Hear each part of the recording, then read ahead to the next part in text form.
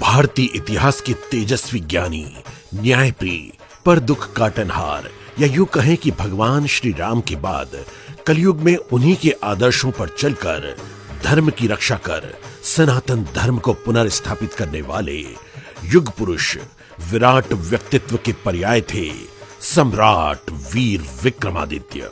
एक समय जब समस्त भारतवर्ष पर शकों का शासन था, उन्होंने अपनी बर्बरता से भारतवर्ष के धार्मिक स्वरूप और संस्कृति को नष्ट भ्रष्ट कर दिया था। ऐसे अधोपतन के समय में सम्राट विक्रमादित्य ने सूर्य की तरह प्रचंड अग्नि स्वरूप हो शकों पर काल के रूप में टूट पड़े और शकों को पराजित कर शकारी की उपाधि प्राप्त कर उसे सार्थक करने वाले वे एकमात्र सम्राट थे, महाराज वीर विक्रमादित्य। वे युग दृष्टा थे। वर्तमान की तरह पूर्व में भी विधर्मी यवनों ने मर्यादा पुरुषोत्तम श्री राम की जन्म स्थली को क्षति पहुंचाई थी। जब सम्राट विक्रमादित्य को इस विध्वंस के बारे में मूल देव से ज्ञात हुआ, तब उन्होंने संज्ञान लिया और श्री राम मंदिर का जीर्णोद्धार किया और 84 स्तंभ वाले अप्रतिम श्री राम लला के मंदिर का निर्माण किया। साथ ही अयोध्या में 240 नए मंदिरों तथा 60 प्राचीन मंदिरों का निर्माण कर सनातन धर्म की रक्षा कर उसे पुनः स्थापित किया। सम्राट विक्रमादित्य न केवल धर्म रक्षक अपितु महान युग दृष्टा और भगवत गीता के सार को अंगीकार करने वाले कर्म पुरुष थे। उन्होंने अपने राज्य में नवरत्नों के माध्यम से सुचारू राज्य संचालन किया और संपूर्ण भारतवर्ष को चहुमुखी प्रगति की पथ पर अग्रसर किया। इन नवरत्नों ने विभिन्न क्षेत्रों में अपनी विशेषज्ञता के माध्यम से राज्य को विकसित बनाया।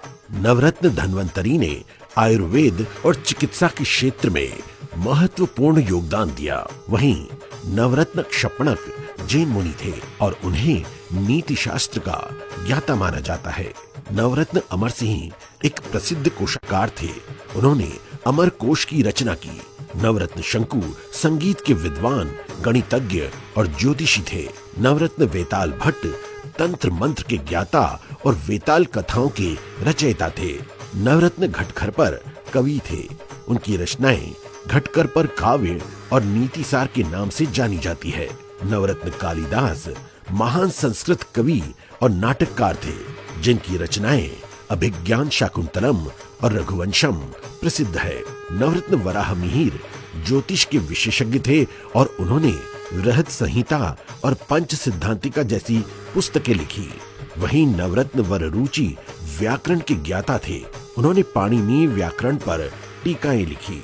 सम्राट विक्रमादित्य ने शकों को परास्त करने के पश्चात शक संवत के स्थान पर काल गणना की नवीन व आधुनिक पद्धति विक्रम संवत की स्थापना सृष्टि के निर्माण दिवस चैत्र मास की प्रतिपदा तिथि गुड़ी पड़वा अर्थात प्रथमा तिथि को किया।